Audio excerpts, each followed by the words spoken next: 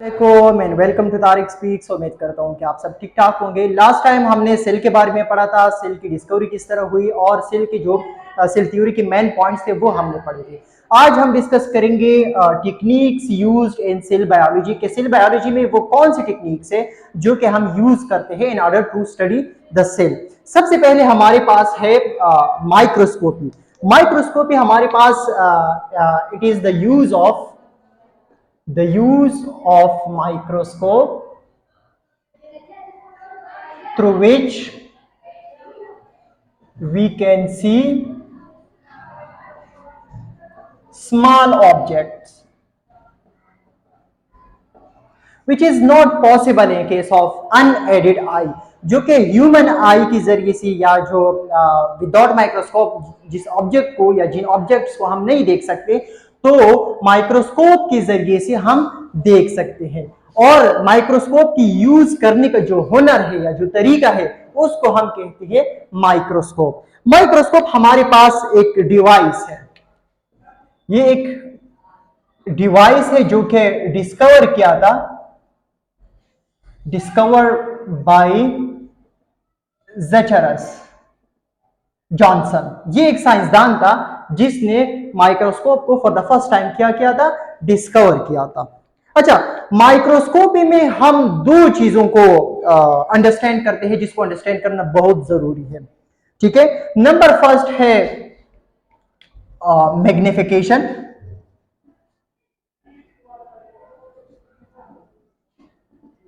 Magnification power, और number second जो है वो है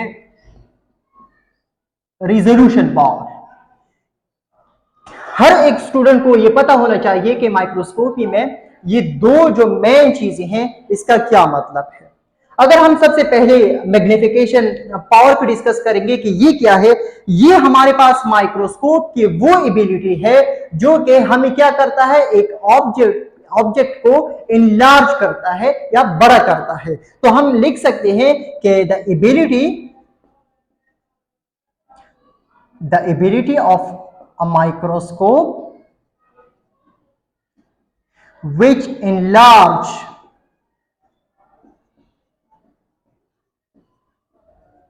the object। ठीक है, लेट सपोज हमारे पास ये एक ऑब्जेक्ट है।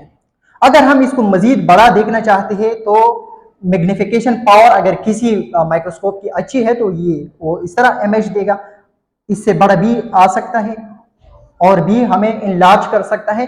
तो वो माइक्रोस्कोप जो हमें एक ऑब्जेक्ट को इनलार्ज करता है या बड़ा करता है, इस एबिलिटी को हम क्या कहते हैं, मैग्निफिकेशन पावर। अब अगर हम रिजोल्यूशन पावर की बात करें कि हमारे पास जो है रिजोल्यूशन पावर क्या है, तो ये हमारे पास किसी भी माइक्रोस्कोप की वो एबिलिटी है जो दो करीब ऑब्जेक्ट को हमें डिफरेंशिएट कर सकती है। मतलब अगर एक जगह पे दो क्लोजली प्लेस्ड ऑब्जेक्ट है, मतलब दो करीब ऑब्जेक्ट है, तो माइक्रोस्कोप अगर हमें वो डिफरेंशिएट करे कि ये दो ऑब्जेक्ट है तो इस एबिलिटी को हम क्या कहते हैं, रिजोल्यूशन पावर। इसको अगर हम लिखने की कोशिश करें तो हम इस तरह लिखेंगे कि the ability to differentiate two closely placed object। अब अगर मैं आप लोगों को एक एग्जांपल दे दूं कि लेट सपोज अगर मैं कहता हूं ना कि ये दो डॉट्स है, ठीक है, ये टू डॉट्स है, तो ये हमें कैसा पता, मतलब how we come to understand कि ये टू ऑब्जेक्ट है, क्योंकि हमारी जो ह्यूमन आई है, जो हमारा जो आंख है, उसकी जो रिजोल्यूशन पावर है वो 1 mm है। ठीक है, अगर दो ऐसे ऑब्जेक्ट एक साथ पड़े हो जिसके बीच जो डिस्टेंस है या जो फासला है वो 1 mm हो या 1 mm से ज्यादा हो, तो हमारी आंख जो है वो हमें बताती है कि ये दो डिफरेंट ऑब्जेक्ट है। अगर लेट सपोज दो ऐसे ऑब्जेक्ट ऐसे पड़े हो, ऐसे डिस्टेंस पे पड़े हो जिसका फासला जो है 1 mm से कम हो, तो हमारा जो ह्यूमन आई है वो हमें डिफरेंशिएट नहीं कर सकता कि ये दो ऑब्जेक्ट है, क्योंकि फिर हम इसको सिंगल ऑब्जेक्ट कंसीडर करेंगे और हमें सिंगल ऑब्जेक्ट नजर आएंगे। अगर हमें दो ऑब्जेक्ट, ह्यूमन आई, किसी भी चीज, अगर ये डॉट्स आपको दो नजर आ रहे हैं तो इसका मतलब है कि ह्यूमन आई की जो रिजोल्यूशन पावर है वो 1 mm है। इसका मतलब ये है कि इन दो ऑब्जेक्ट्स का जो डिस्टेंस है वो 1 mm है या 1 mm से ज्यादा है। तो कहीं भी अगर दो ऐसे ऑब्जेक्ट पड़े हैं जो बहुत क्लोजली प्लेस्ड हो, जो बहुत ही करीब हो, तो माइक्रोस्कोप हम क्या करते हैं, उसको डिफरेंशिएट करते हैं, उसमें फर्क बता सकते हैं कि ये दो डिफरेंट ऑब्जेक्ट्स है। तो ऐसी एबिलिटी, माइक्रोस्कोप की ऐसी एबिलिटी को हम क्या कहते हैं, रिजोल्यूशन पावर। अच्छा, ये तो थी माइक्रोस्कोपी के बारे में कि ये दो मेन चीजें, मैग्निफिकेशन पावर किसी कहती है और रिजोल्यूशन पावर किसी कहती है, ये समझना बहुत जरूरी है। अब अगर हम बात करें टाइप्स ऑफ माइक्रोस्कोप की, कि हमारे पास माइक्रोस्कोप की टाइप्स कितनी हैं, टाइप्स ऑफ माइक्रोस्कोप। माइक्रोस्कोप के हमारे पास दो टाइप्स है, एक है लाइट माइक्रोस्कोप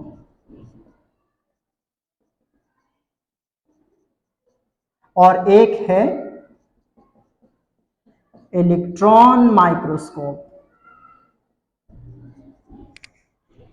लाइट माइक्रोस्कोप जिस तरह नाम से जाहिर है कि इसमें हमारे पास क्या होंगे, लाइट यूज होंगे, ठीक है, लाइट इज यूज्ड। कैसे यूज होती है, फॉर एग्जाम्पल हमने माइक्रोस्कोप के जरिए से एक ऑब्जेक्ट को देखना है तो क्या होता है लाइट में, माइक्रोस्कोप में, कि लाइट का इस्तेमाल होता है। लाइट जो है सबसे पहले उस ऑब्जेक्ट पे पड़ जाती है जो ऑब्जेक्ट हम देखना चाहते हैं, उसके बाद जो है आईपीस के जरिए से फिर इमेज, वो वहां पे फिर एक इमेज क्रिएट होता है और आईपीस के जरिए से फिर वो इमेज हम देख सकते हैं। जबकि इलेक्ट्रॉन माइक्रोस्कोप में क्या होते हैं कि a beam of electron is used, beam of electron is used। Electron microscope में हमारे पास नाम से जाहिर है कि इसमें इलेक्ट्रॉन यूज होंगे और किस तरह यूज होंगे कि जो ऑब्जेक्ट है जो हम देखना चाहते हैं उस पर सबसे पहले इलेक्ट्रॉन की जो है वो बाउंसिंग होती है, हिट करती है उस ऑब्जेक्ट को, और फिर स्क्रीन के जरिए से हम उस ऑब्जेक्ट को एग्जामाइन कर सकते हैं या देख सकते हैं। तो दो टाइप से माइक्रोस्कोप के मेजर, एक लाइट माइक्रोस्कोप है और एक इलेक्ट्रॉन माइक्रोस्कोप है। लाइट माइक्रोस्कोप में लाइट यूज होती है और इलेक्ट्रॉन माइक्रोस्कोप में इलेक्ट्रॉन यूज होती है। अब इसकी लाइट माइक्रोस्कोप की मजीद दो टाइप्स हैं, एक को हम कहते हैं simple microscope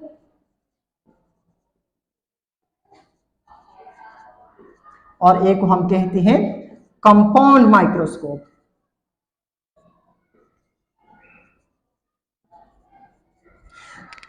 simple microscope simple होता है, सिंपल इन अ सेंस कि इसमें सिंगल लेंस होता है, वन लेंस, ठीक है, इसमें एक ही लेंस होता है और उसकी जरिए से हम क्या करते हैं, ऑब्जेक्ट को देख सकते हैं। जबकि कंपाउंड माइक्रोस्कोप में हमारे पास मल्टीपल लेंस होते हैं, ठीक है, इसमें हमारे पास मल्टीपल लेंस हो सकते हैं। मल्टीपल लेंस का क्या मतलब है, फॉर एग्जांपल एक ऑब्जेक्ट मैं देखना चाहता हूं, वो छोटा है, एक लेंस में, एक लेंस से मुझे वो छोटा नजर आता है और मैं चाहता हूं कि इसको मैं मजीद बड़ा दे दूं, तो मैं उस लेंस के निकाल के दूसरा लेंस या उसको चेंज कर सकते हैं, जो इससे पावरफुल जो लेंस है वो इस्तेमाल करके मैं उस ऑब्जेक्ट को उससे बड़ा देख सकता हूं। तो सिंपल माइक्रोस्कोप में इतना याद रखें कि इसमें सिंगल लेंस होता है या वन लेंस होता है, और कंपाउंड माइक्रोस्कोप में हमारे पास मल्टीपल लेंस हो सकते हैं। अगर हम किसी ऑब्जेक्ट को मजीद बड़ा देखना चाहते हैं तो हम लेंस को या लेंसेज को चेंज कर सकते हैं अपनी मर्जी के मुताबिक, ठीक है। अच्छा, इलेक्ट्रॉन माइक्रोस्कोप की भी हमारे पास मजीद दो टाइप्स है, वो अगर हम लेकिन यहाँ पे तो एक है ट्रांसमिशन इलेक्ट्रॉन माइक्रोस्कोप, ये मैं TEM से लिखता हूं, ट्रांसमिशन इलेक्ट्रॉन माइक्रोस्कोप, और एक है हमारे पास स्कैनिंग इलेक्ट्रॉन माइक्रोस्कोप, ठीक है। ट्रांसमिशन, याद रखिए कि इन दोनों में जो है इलेक्ट्रॉन यूज होते हैं। जिस तरह सिंपल माइक्रोस्कोप और कंपाउंड माइक्रोस्कोप ये लाइट माइक्रोस्कोप की टाइप्स है, मतलब दोनों में लाइट यूज होंगे, इसी तरह ये ट्रांसमिशन इलेक्ट्रॉन माइक्रोस्कोप और सिंपल स्कैनिंग इलेक्ट्रॉन माइक्रोस्कोप, ये दोनों इलेक्ट्रॉन माइक्रोस्कोप की टाइप्स है और इन दोनों में जो है वो इलेक्ट्रॉन यूज होंगे। फर्क क्या है? फर्क ये है कि ट्रांसमिशन इलेक्ट्रॉन माइक्रोस्कोप हम तब यूज करते हैं जब हम सेल के डिफरेंट या इनसाइड की जो पार्ट्स है वो स्टडी करते हैं। It is used to study different parts inside the cell। Transmission electron microscope जो है वो जब हम अगर सेल की जो इनसाइड डिफरेंट पार्ट्स होते हैं हमारे पास, जिस तरह हमारे इसको जो साइटोसोलिक रीजन है, जो साइटोप्लाज्म है, उसमें हमारे पास डिफरेंट सेल ऑर्गेनेलिज होती है। सेल के अंदर बहुत सी चीजें हैं, इंशाल्लाह वो आने वाले लेक्चर्स में हम डिस्कस करेंगे। वो अगर डिफरेंट पार्ट्स हम डिस्कस करना चाहें तो हम ट्रांसमिशन इलेक्ट्रॉन माइक्रोस्कोप को इस्तेमाल कर सकते हैं। दूसरा जो ट्रांसमिशन इलेक्ट्रॉन माइक्रोस्कोप हम इस्तेमाल करते हैं वो इसलिए करते हैं कि ये हमें 2D इमेज देता है। ठीक है, ये हमें 2D इमेज देता है। जबकि अगर हम स्कैनिंग इलेक्ट्रॉन माइक्रोस्कोप की हम बात करें तो ये हमारे पास सरफेस, जब अगर हम सेल का सरफेस स्टडी करना चाहिए, उसको एग्जामाइन करना चाहिए, तो तब हम स्कैनिंग माइक्रोस्कोप इलेक्ट्रॉन माइक्रोस्कोप का इस्तेमाल कर सकते हैं। So it is used to study the surface of the cell. Scanning electron microscope में हम क्या करते हैं कि सेल का जो सरफेस है वो स्टडी करते हैं। और दूसरी बात जो स्कैनिंग माइक्रोस्कोप में आप लोगों को पता होना चाहिए वो ये है कि ये हमें 3D इमेज देता है। 3D इमेज मतलब जो हर एंगल से हमें नजर आ रहा है।